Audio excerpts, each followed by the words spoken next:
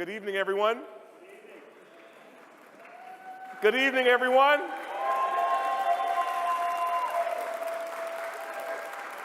Good evening, beloved community. My name is Marvin K. White. I am the Minister of Celebration here at Glide Memorial Church.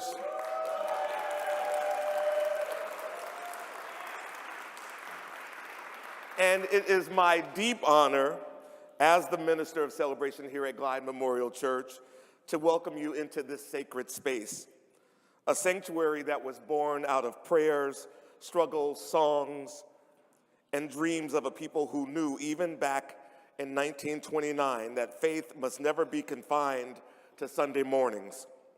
That faith, if it is to mean anything at all, must step boldly into the streets, into the shelters, into the picket lines, and onto the factory floors. This sanctuary, this Glide Memorial Church, was placed here in the Tenderloin not just to be a church, but to be a witness to the hope, the hardship, the brilliance, and the beauty of this neighborhood, of a city and of a people refusing to be forgotten. And what Dolores Huerta reminds us tonight, what her presence here enacts, is that faith without action is not faith at all.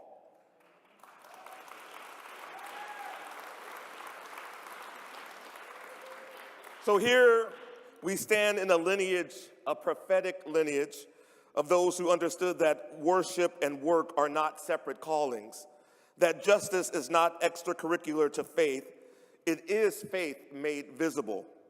We stand on the shoulders of the Reverend Cecil Williams, who refused to lock the doors of this church to those who the world deemed most unworthy, and Janice Mirkatani, who knew that poetry of justice had to be written with our bodies, with our programs, with our policies, and with our love. Cecil and Jan and so many others transformed this sanctuary into a living altar for radical inclusion and revolutionary love. This is a place where women on the margins became leaders, where LGBTQ youth found safety and belonging, where free meals became communion, and where the hungry for justice fed not only the stomach, but the spirit. This is a place where faith and social justice were married, not out of convenience, but out of necessity. Because the God we call upon here is not a God of complacency. This is a God of movement, a God of marches, a God who sits in on the strategy meetings and gets arrested for what is right. And so it is, let's give it up for my God.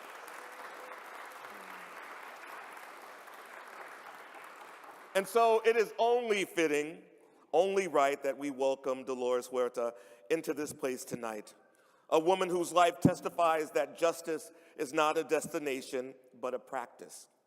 That the fight for farm workers' rights, for women's rights, for immigrant rights, for LGBTQ rights, for human rights, that fight is holy. And so when Dolores says, "Si se puede," we know she is not just speaking to crowds, she is speaking to the weary hearts of all who have wondered if change is actually possible. And tonight in this sanctuary that has known both heartbreak and hallelujah, we join in her answering, yes, we can, yes, we must, yes, we will. And so on behalf of Glide Memorial Church, on behalf of the Board of Directors of the Glide Foundation, the Board of Directors of the Glide Memorial Church Foundation, the leadership of this organization, Dr. Gina Fromer, and on behalf of this congregation of radical lovers and relentless agitators, on behalf of the faith and social justice lineage that beats in these walls, I welcome you into this sacred conversation. May we leave here more committed, more connected, and more courageous than when we arrived. Welcome, everybody.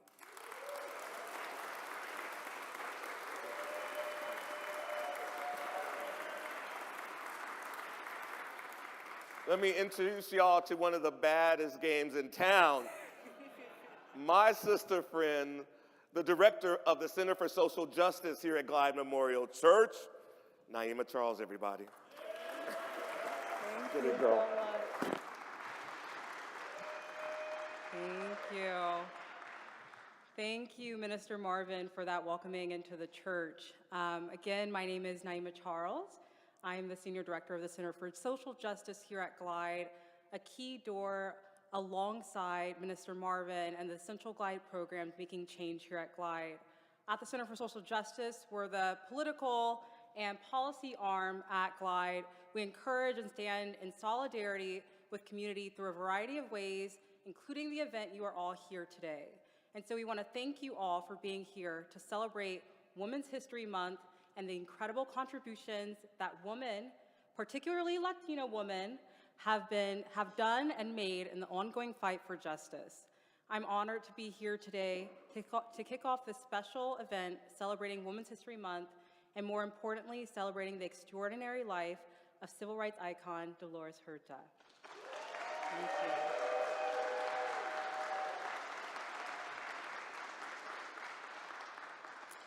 This month is a reminder to honor the women whose work has shaped our country, and also to recognize the work that still remains. The Latino community's contribution to civil rights efforts are immeasurable and benefit all of us in the room, regardless of our backgrounds. From farm workers to civil rights activists, Latinos have been essential in advocating for workers' rights, immigrants' rights, women's rights, and so much more.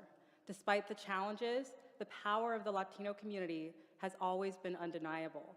In the fight for justice, we must remember that the work is not all about individual achievements, but about collective action.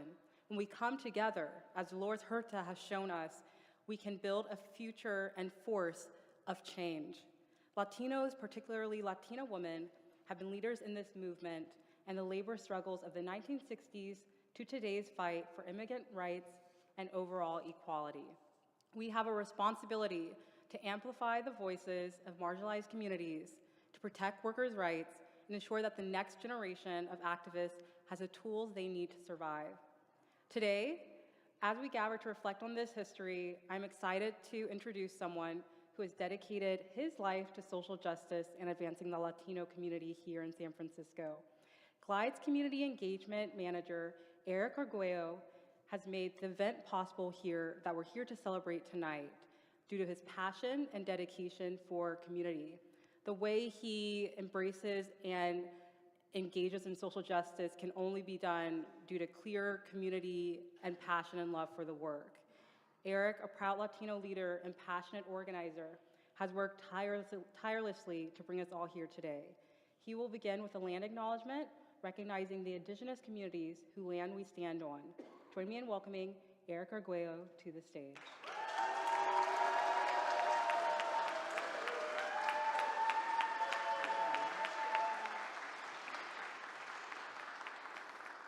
Wow, thank you.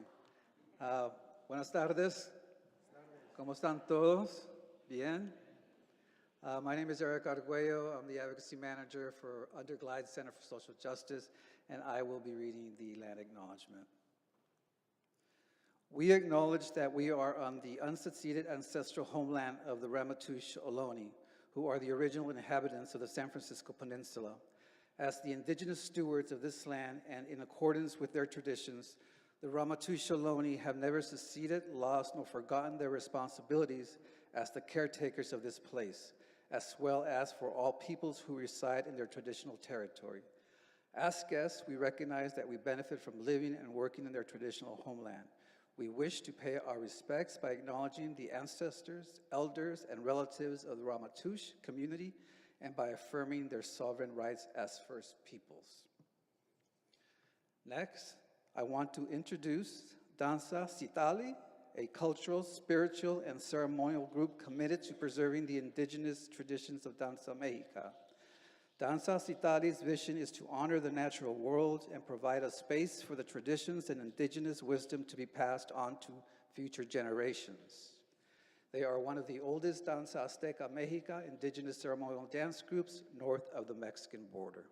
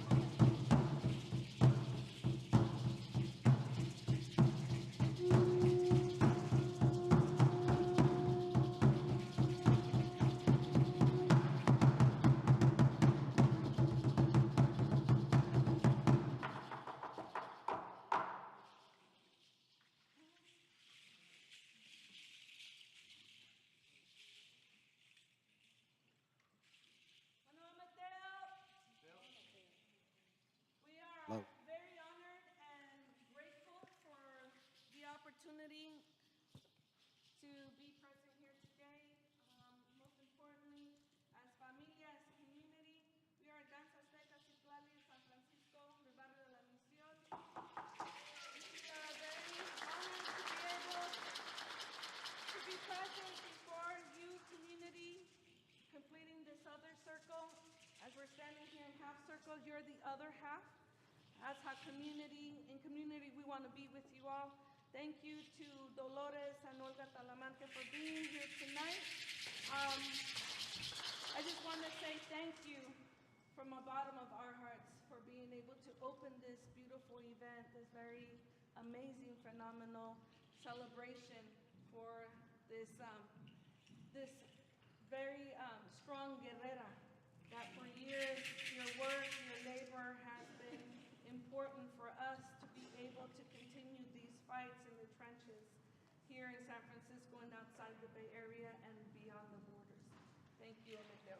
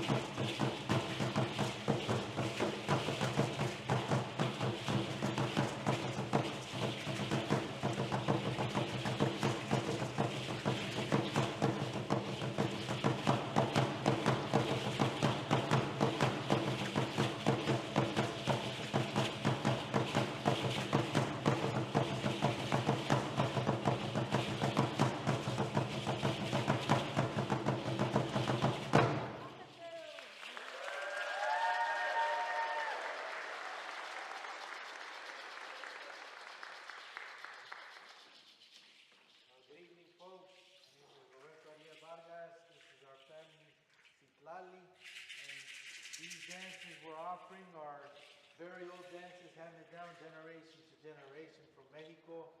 And the first dance we offered was Tlaloc, which is acknowledging, giving thanks for the rain and all that the rain offers us. That last danza that Comadre Misha offered was Tonantzin, our sacred mother, which is another name for the Mother Earth, for La Virgen de Guadalupe. And we give thanks for all the nourishment, all the good things that the earth gives us in spite of this treatment that collectively we often inflict upon her. So giving thanks for all that abundance that the earth continues to offer us. Thank you.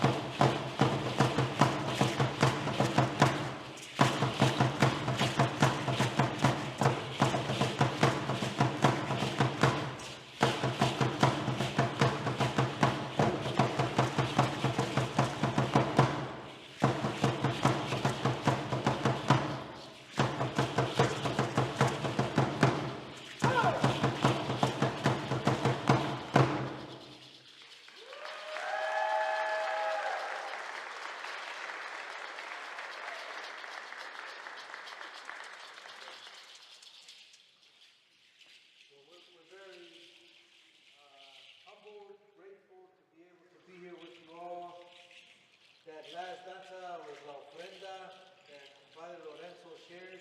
That is the offering. So this is the primary method by which we pray, is through this movement.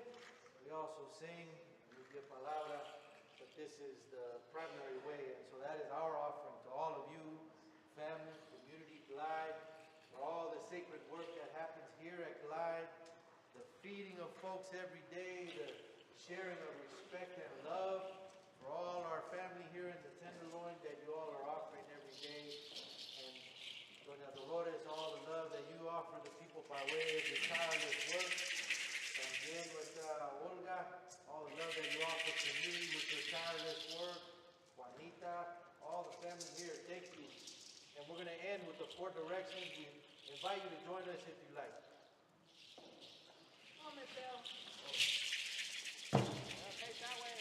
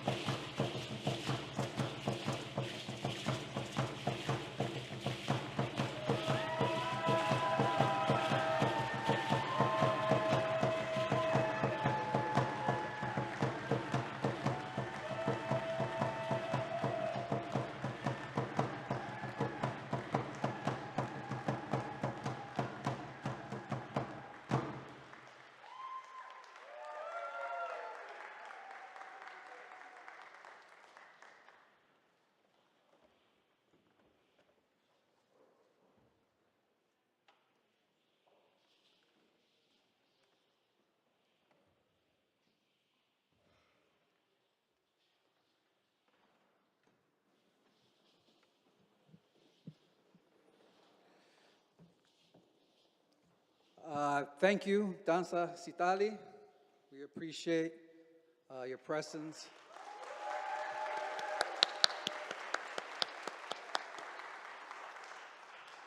Now, I am honored to introduce our host moderator. I first want to say she is our hermana, my hermana. She's a friend. She has worked with Glide and many other organizations in La Misión and throughout the city. But she is the Executive Director Emeritus of the Chicana Latina Foundation. She is widely respected for her community activism and leadership in the Chicanx, Latin American solidarity, LGBTQ, immigrant and progressive political movements. She currently co-chairs the Caravan for the Children Coalition, advocating for the children separated at the border.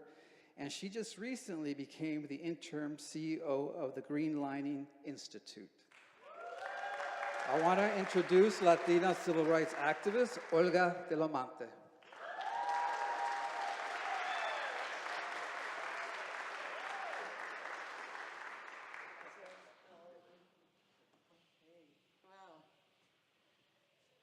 With this Glide, scarf that was just given to me, I feel like I've been ordained. So I hope you will all listen, as you should.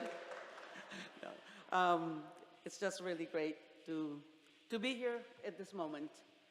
And I think I've come to just kind of summarize the incredibly horrendous reality that we have around us. I call it the moment because it would not be polite for me to use all the many words that I could use to describe it. So it is in this moment that it is just so precious to be here at Glide, this place of heroic struggle and resistance and radical love. I love that phrase that actually was coined, I think, by Cecil Williams, radical love. And I think it guides so many of us, and again, especially in these times. And I feel like my heart is still just pounding from the beautiful ofrendas, the offerings, and the blessings that also come through Danza Citlatli from our ancestors. And I feel the strength, and that's the strength that we all need. And there's no better way to get strength than to be in community. So that's why I'm so grateful that we are here together tonight. And more so because we get to honor and celebrate and hear from someone as iconic as Dolores Huerta. It's a great joy to always introduce someone who needs no introduction, really. Among her just many awards and recognitions and accomplishments for her work as a labor leader, as a woman activist, as a feminist, as a strong supporter of the LGBTQ movement. I'll just mention like one very iconic award, which was getting the Presidential Freedom in 2012 by President Obama. And I love seeing the clip of that time when you received the medal from President Obama, who finally admitted that he did not come up with, "Yes, we can." And he stole it from Dolores Huerta. So he copped to that. I think what I can offer in terms of an introduction from a personal perspective is imagining a young Chicana from the fields of Gilroy going to UC Santa Cruz and beginning to work in the support for the United Farm Workers Union, and especially in the boycott. So we were organizing ourselves. This is my first year in college, 1969. And there were people who had seen Dolores in action, advocating and negotiating. And I remember, I hadn't met her personally yet at that time, but I remember being in this room, we're organizing, we're planning, and so on, and they said, "You know who the rancheros, the growers, you know who they're really afraid of? You know who they don't want to meet at the negotiating table?" So the toughest negotiator for the farm workers, Dolores Huerta. Since they were so afraid of you. That has stuck with me as an impact on someone. You have had so much impact on thousands and thousands of people, but it's good to let you know the personal impact that you had on me, because that was part of my field. I have never forgotten hearing that, never. And it's part of like wanting to then be that tough negotiator for our people, wherever we are, to be that voice. And to be so smart that no matter how much they feared her, they had to let her in the room. They had to listen to her. She represented the people. And if we are with the people, we can go wherever we damn well want to, okay?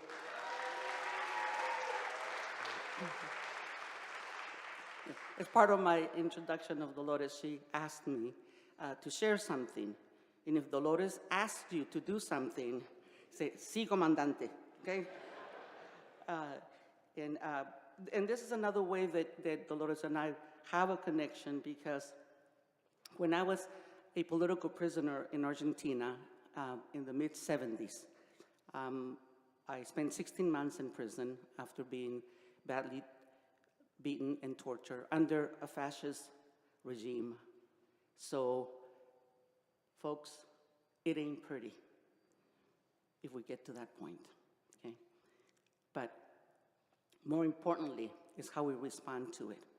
And during that period of time, there was a campaign to gain my release, organized by my family and friends, and organizations like the United Farm Workers Union, where Dolores was the vice president at that time, came to support the campaign. And they lobbied Congress and the State Department to intercede. Very importantly, also, really what gained my release, who was going to care about this young Chicana activist that ended up being a political activist in Argentina at a time when it was actually a democratic opening, and then they started clamping down on our civil rights and eventually imprisoned us.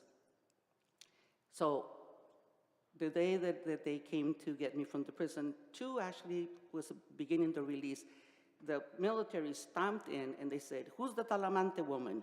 And so after a few minutes, I said, "Well, I think I better say that it's me." And so they said, "Oh, so you're the one that Kissinger wants out." That's the war criminal, Kissinger, who was at the State Department. So there had been so much work around getting me out in the campaign that eventually even Kissinger had to intercede. The only reason he didn't care a hoot about me, the only reason he did that is because there had been a campaign that mobilized many people. I think maybe some of you are my age and you probably wrote some letters and made some phone calls. The importance of this part of my message is to say that every individual action, every phone call, every step that you take in a march, every petition that you sign, every dollar that you donate. And I think in these moments, it is important for us to know that our individual actions add up to collective power, and that eventually it does have an impact. That's the only reason why I was released, because there was all these individual actions that added up to be able to absolutely force Congress and the State Department and the military in Argentina to act. That's why I'm here today, and that's why I continue the work that I continue to do, because you saved me.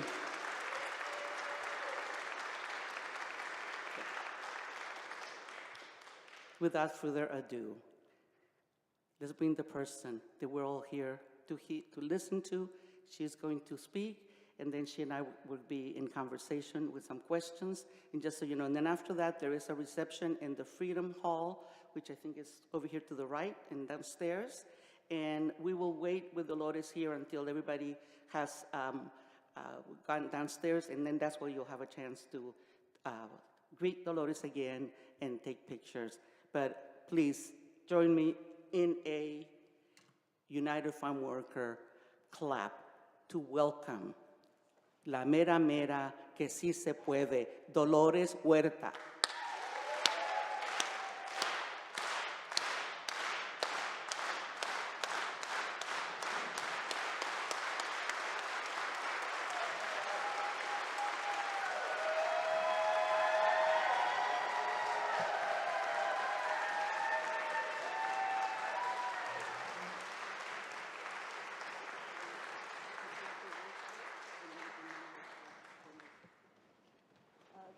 Good evening, everyone.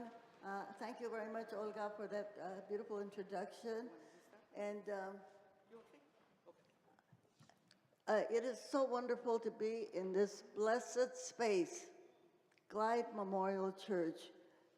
This, you might say, is a place where so much happened, as we know, during the 60s and the 70s, with Cecil Williams, our leader that was here and always welcomed us and made it possible for so many people to do exactly what Olga said, to be able to come together and take the collective action that we needed at those times.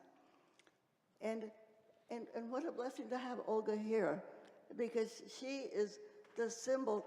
We all know that fascism has finally arrived in the United States of America, right? It is here. Olga was talking about being a prisoner, being tortured in Argentina, when she was just a young woman. And the fascism that happened in Argentina actually came from the United States also, because we had the School of the Americas, where we actually trained the dictators, that were in Latin America. And we thought that those days were behind us.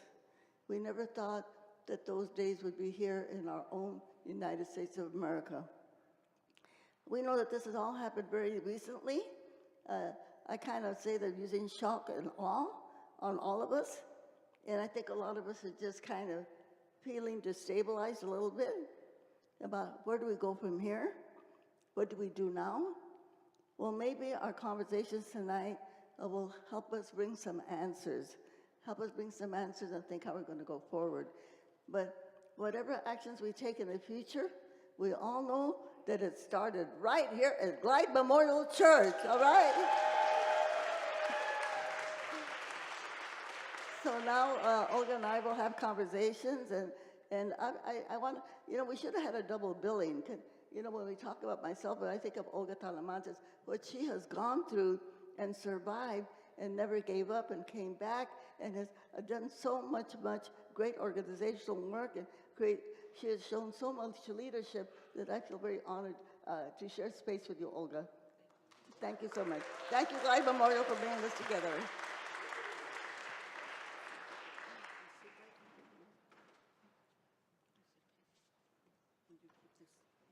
Someone help us with this?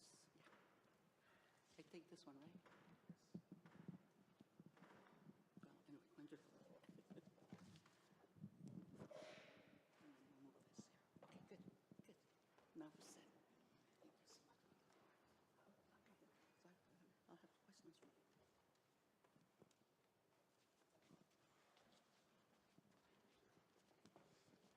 Okay. It's so great to be with you, Dolores, always, always, always. And so we have some questions that we thought would just allow Dolores to share her experience, her wisdom. So, get my glasses.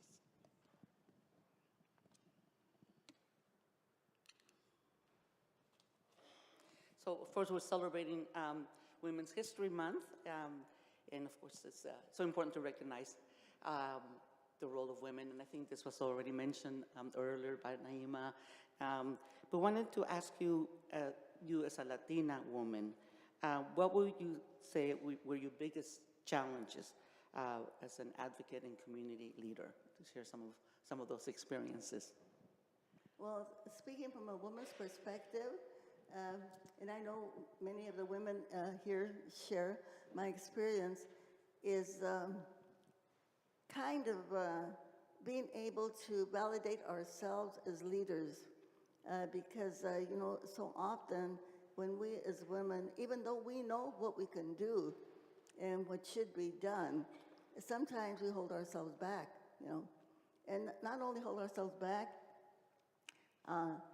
in speaking out sometimes and taking that leadership that we know that we have, because we know that we're going to be criticized and they're going to call us the B word, right? Because we become too aggressive instead of using the word assertive that they use for men.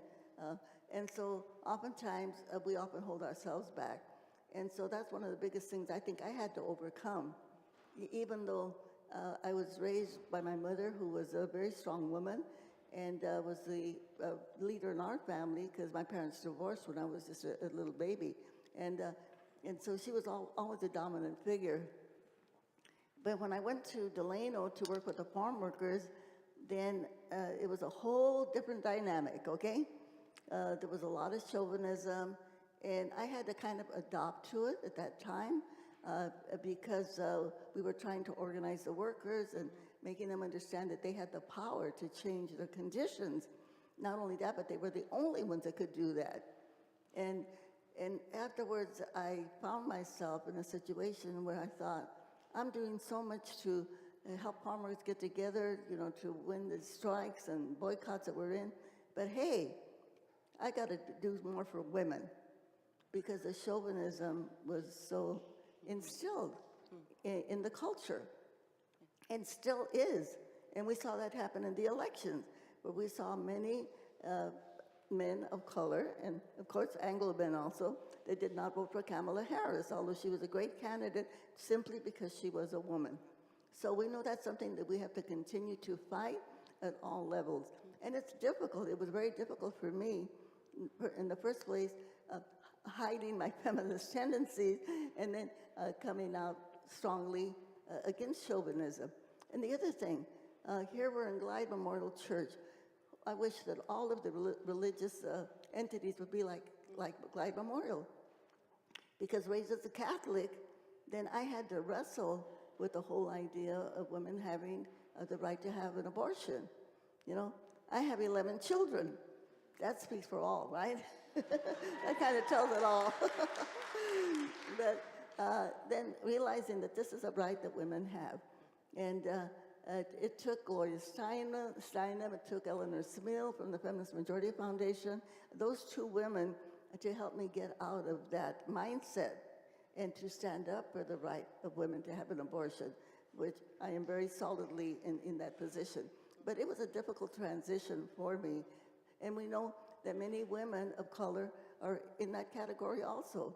And I guess Anglo women also, because of the kind of teachings that we have had from our religious leaders, you know? So some of that is still going on, and we saw that really cost us the election, and that's why we're in the position that we're in today. Thank you for sharing that. The evolution in some ways, yeah. For sharing that, you know, that the vulnerable way that you can do that to show, you know, what you were up against. I wanted to ask you, when you started then, you know, just really standing up and defending women against chauvinism, as you say, what were some of the reactions from, like, the farm workers, and then both from the men and the women? I mean, especially in those early stages when you were beginning to do that. I'm just wondering what you saw as reactions then. Well, actually, 50% of the women and the farm workers in California are women. And so in terms of the women, there was never a problem. They were always on the picket lines, on the front lines, and kind of formed their leadership. I think a lot of the men, especially on our executive board, they were not too happy with my coming out and being more assertive. And not only that, but then I had to kind of pull the chain of some of them because they would take credit for my work. And well, President Obama did. I would sometimes I would have to embarrass them publicly, and of course they hated for me to do that, and that's still going on. I mean, even you talked about yes we can, si se puede, although it's documented, you know, that I formed that phrase, and Caesar even wrote about it in the book that he has, the autobiography of Cesar Chavez. We still have some of the men that say, "Oh no, Dolores didn't do that. You know, Cesar did it." You know. And Cesar really wasn't that way, you know. He always wanted to give women credit for the work that they did. In fact, sometimes they asked Cesar, "Why do you have so many women as top leaders in the organization?" And he said, "Well, it's because they do the work." That's simple, right? And another topic that at times, you know, can be misunderstood or touchy or controversial. You have been a very strong supporter of the LGBTQ community. And so just wanted to ask you how you came to be that, and now what was it, anything that led you to do it, or just your own you know, your own understanding of the issues and the rights that LGBTQ people have. So I just wanted to ask you about that. You know, people have asked me that question, and I've kind of had to search back in my own memory. And I think where I felt that our LGBTQ community was so important to us is here in San Francisco, because I grew up in Stockton, California. Yes. Oh.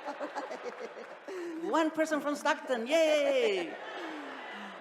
Good to have you here, or more, okay. And we used to come to San Francisco for dinner, you know, it's only, and then it was an hour and a half drive to come to San Francisco, and we would go to Pinocchio's. I don't know if you all know what that is, but Pinocchio's had all of the gay dressers. The drag queens. The drag queens, every time there would be a great show from the drag queen. And so to me, that was just very, very natural. And I think we should do that in all of our elementary schools, you know? have a drag day. Have a drag day. We have the drag hour, reading hour, right? I think that's what it's called. So I think we are still able to do it here in San Francisco, where the drag queens come and read with the children. It's a big hit. The kids love it, and the schools love it in terms of having another kind of person come in and read to them, and they just fall in love with reading. So. And my stepfather was from Mexico, and in Mexico City, he told me that they would call gay men los Luisitos. I don't know. And what he said, los Luisitos, that's like the little Louis, that we have to protect them. We have to protect them. And that always stuck with me. And so I have been very fortunate to be able to be part of the LGBTQ movement, and was arrested here in San Francisco with ACT UP. When we were trying, And that's activism. and we were trying to get, at that time, people were demonstrating because they were trying to get more medications in to fight the AIDS disease that was happening, you know. So to me, it's always been a very part of my life. Mhm. It's great to have you in all the fights together. Yeah. And what I try to do is everywhere I speak, especially to Latino audiences, and I quote Benito Juarez, our great president of Mexico. And what Benito Juarez said this in Spanish, el respeto al derecho ajeno es la paz. Respecting other people's rights is peace. So what I say to Latino audiences is whom you love, who you live with, whom you marry, if it happens to be somebody of your own sex, that needs to be respected, right? That needs to be respected. Yes. Respecting other people's right to speak, that does not affect you or your family. We have to respect other people's rights. And I think this is very important, and now more than ever. And I think we really have to start doing a lot more work with our labor unions, with other organizations, and make it part. If we're going to be able to withstand and come out of this period that we're going into for the next 4 years, we're going to have to be together. We're going to have to stand together, and that means all of us have to come together. All of our different communities have to come together. And so we have to make that, I think, a campaign to not only talk about women's rights to abortion, women's rights to their own bodies, but also people's rights to love whomever they love and marry whomever they want. Okay, we have a campaign. Yeah. Thank you so much for those words. And since you almost have already answered the question I was going to ask, but it is in terms of this moment when the rights that we have gained are being dismantled, the safeguards within government to serve the people are being dismantled, and so on, and so on, and so on. How do we look at advocacy? What do you think are the main things that we should do? Coming together, you know, and fighting for everyone's rights, and staying together. But anything else in terms of like how we're going to go up against the national, the federal attacks, you know? And I know we're here in San Francisco as a city, as a state. There are many protections that we have. But what have been your thoughts about this in terms of like how we're gonna go up against this big machinery of evil and destruction? Well, I know that we're all asking that question. All of us are thinking, what are we going to do? How are we going to stop this? How are we going to overcome? How are we going to be able to win? And some of the strategies, of course, are in the future. We know we have elections coming up. In 2 years. Yeah, congressional elections coming up, and well, the primaries in a year and a half, so we can get ready for that. But in the meantime, all types of crazy things are happening right now, and things that are kind of getting us confused. That's why I say they're using shock and awe, because they're trying to confuse us. And so we have to take, I'm going to say, take advantage of whatever leadership we have out there that is asking us to join. I'm going to mention one action in particular that all of us can join in. And this is an action that is being taken by the ministers in the South, Pastor Bryant. And many of the black churches are coming together, and they are asking everybody to do what they call an economic fast. You know, during Lent, which started yesterday, I guess, in the Catholic faith, you know, we give up something, eating something. I give up chocolates, it's so hard, okay? So we fast. But Pastor Brian and the other black churches, denominations are asking us to do an economic fast by not shopping at Target stores. By not shopping at Target stores. So they already have over 100,000 people that have signed on to that list. But if we could spread that word, you know, to everyone, and you know, I happened to mention that in a press interview that I did, and would you believe this? The chief executive officer of Target flew from their headquarters to meet with me. Yes, well, he should. And we had an hour and a half long conversation where I tried to convince him that they should continue their policies of diversity and inclusion and equity. And he felt that they had done all that they had to do, that they had a large number of black employees, Latino employees, that they had supported gay pride and all that, and that they had given millions of dollars to black businesses. But then, you know, so if you say that you did so much great things, then why are you not going to continue them? Why are you stopping them now because of what Trump is, you know, getting rid of these policies and threatening people? Could not convince him. I could not convince him to, and you need to know this also.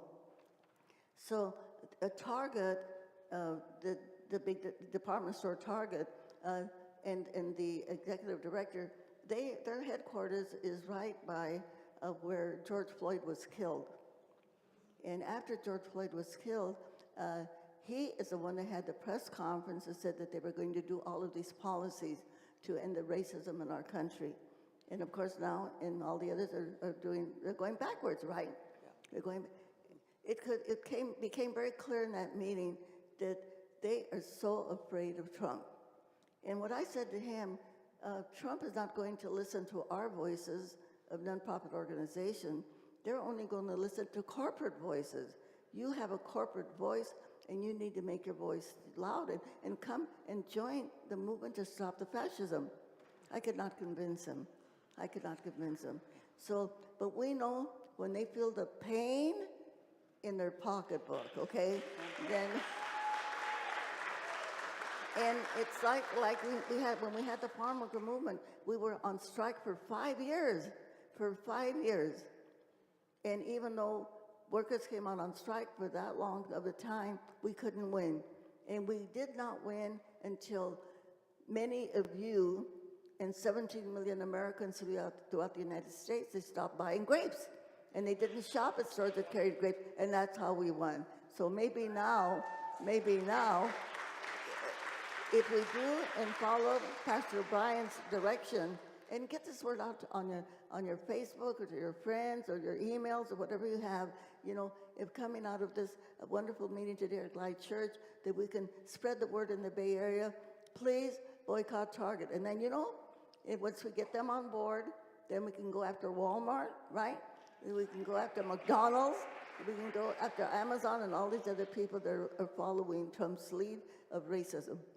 Well, I think that it was a great accomplishment that he flew to meet with you. So that's already a given. I mean, that is part of eventually winning. I just want to say thank you so much for doing that. Thank you. Thank you for saying that. And the fact that he was forced to go and meet with you, that's the beginning of our victory. And yes, he didn't, you know, agree at that moment. All I'm saying, wasn't that the right thing for him to do? Absolutely, yes. So I just want to take credit for that, and we're giving you credit because it is the accumulation of actions like that one. And again, our individual actions. It is the accumulation of all of that, because none of us have the single power. None of us have the funds. None of us have the resources by ourselves. But it's really how we put them all together. So I think, and you know, some people may say, okay, what is that campaign going to do? I say, well, it's going to do something. One thing is that it's going to have some of us act. And I did read a report that people saying, well, you know, what difference does it make to go and protest in front of Tesla? It's all disorganized and so on. And said, someone that goes and protests and feels compelled to go and protest is more likely to then be the person that will vote in the midterm elections to bring in new congressional leadership. So all of those acts of resistance, of protest, of talking to your neighbor, trying to convince them. We have to do the work that Dolores has tried to do. Try to convince the CEO of Target. Absolutely. And we need to convince as many people as we possibly can. I know that we can probably go on for a while, but I think we have been, I think we can then retire to the reception, because in all of this, and I know you are the biggest proponent of this, is that we must have joy, we must have music, we must have happiness, we must have love for each other. And Dolores is the best person to be able to do that and to bring us together. And I just want to thank you for being here at this amazing, beautiful gathering. And like you said, this is the start of something. And we're going to remember being here with Dolores Huerta. Muchas gracias. I would like to add something, and this is what we have to remember, and I know many of you here were involved in the civil rights movement of the 60s and the 70s, and because I'm going to be 95 years old next week, everybody. So I was born during the Depression. And you know, during the Depression in the 30s, everybody in the United States, a lot of people were out of work. It was a horrible time. But that we have to remember, what came out of the Depression? The New Deal, Franklin Delano Roosevelt, the right of labor unions to exist, right? You know, the National Labor Relations Law, Social Security. This came out of the New Deal. Many, for the first time, they passed laws that really helped working people and poor people. And then, of course, through the 60s and the 70s, and I'm sure that some of you may have been involved, maybe you were just kids or teenagers, but what came out of that? People in the South got the right to vote that they didn't have. The voting rights laws came out. It was the beginning of the environmental movement. You know, it was also the beginning of the LGBTQ movement, actually, that came out of that also. And so we see that we had many great things that happened. Oh, and you might say the third surge of the women's movement, right? That all happened in the 60s and the 70s. So when we have these dark periods, we have to look forward, because we know that out of this dark period, things are going to be better. And so we have to start looking to the future. And I believe that one of the things that we have to start thinking about is, what do we do so we do not have corporate control of our lives and our government, okay? What do we do so that somehow maybe we can copy some of the Scandinavian countries, you know, where they own their natural resources, they own their oil, they own their electricity, they own their transportation. The people own it and not corporate power. Because right now, I can tell you, even in food right now, we have companies of agricultural companies in the Central Valley where my organization, the Dolores Huerta Foundation, where we are working. These agricultural companies are owned by investment bankers. Investment bankers. So they control the price of food like they control the price of oil. And I believe that this is one of the things that we have to look forward to. So, you know, we had the Civil War where we tried to get rid of the legacy of slavery, and we have made some progress. but the legacy of slavery is still with us, no? But then we had the war for independence from England, so we would not be governed by kings. So think of this, that all of us have to be patriots now, because we have to defend our democracy. And if we don't, we are going to lose it. So we have a huge challenge. And Olga, you can infuse us with your bravery, what you went through to fight fascism. I don't think many of us may have to go to jail. Who knows? You know, we've been there before. You know, I don't know that any of us are going to be tortured like Olga was, but I think we can all make a commitment to you, Olga, that you are very definitely our heroine. You're our example of how we have to fight to save our democracy. Gracias, Olga. Sí se puede, everybody. Sí se puede. Thank you. You want to do your thing about women of power? Yeah, let's go. All right. So everybody, All right, we're gonna definitely let Dolores have the last word. okay, so as you all know, we have to go through this little exercise, all right? So I'm gonna ask you those important 2 questions. The first one is, who's got the power? And I'm gonna, let's wait a second. I'm gonna say, who's got the power? I want you to shout very loud, we've got the power. Then I'm gonna ask you, what kind of power? And you're going to say, people power. But we're going to shout it so loud that all the haters, all the fascists out there, so the President Trump can hear us, all right? All right. Let's go. Who's got the power? We got the power. Okay, let's try that one more time. We can do a little better. We got a big fight ahead of us, okay? Take a deep, deep breath. Who's got the power? We got the power. What kind of power? People power. So are we going to use our power to fight the fascism, to fight for our democracy, to get rid of the legacy of slavery? What do we say? ¿Se puede? Sí se puede. ¿Se puede? Sí se puede. Let's all do a unity clap. Let's go. All together. Let's go. Sí se puede. Let's go. Sí se puede.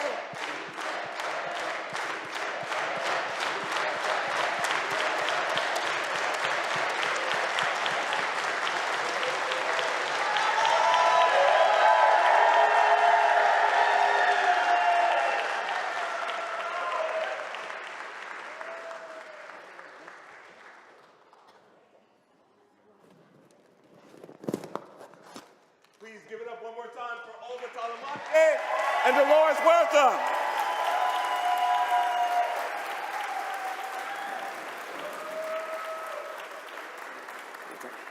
Hold on. All right. So we want to thank everybody for coming out tonight. You know, as we prepare to close this evening, I want to extend a heartfelt thank to each of you and every one of you for being here tonight, for showing up not just to witness history, but to be a part of it. This work, the work of justice, of community, of transformation, it doesn't happen with just one event, one evening, or one generation. It's carried forward by all of us, together committing to and recommitting to showing up, to speaking out, and to standing in solidarity, or sitting in solidarity, whichever you want to do. So I want to invite you to learn more about the work here at Glide Memorial Church and Glide Center for Social Justice. 2 doors, 1 spirit, working to ensure that love is not just a feeling, but a force. Visit glide.org to explore all the programs, advocacy, and worship spaces where justice is preached, practiced, and made real every day. And now we're going to invite you to join us downstairs. Don't come up on stage. We'll meet you downstairs in Freedom Hall. We have refreshments, and there'll be an opportunity for photographs and connection, for you to take a moment to be in community with each other and to celebrate, to be inspired, and to commit to the next step, whatever your yes might be. Thank you, everybody, for coming out tonight. And we want to thank the dancers as well, who opened up this space amazing.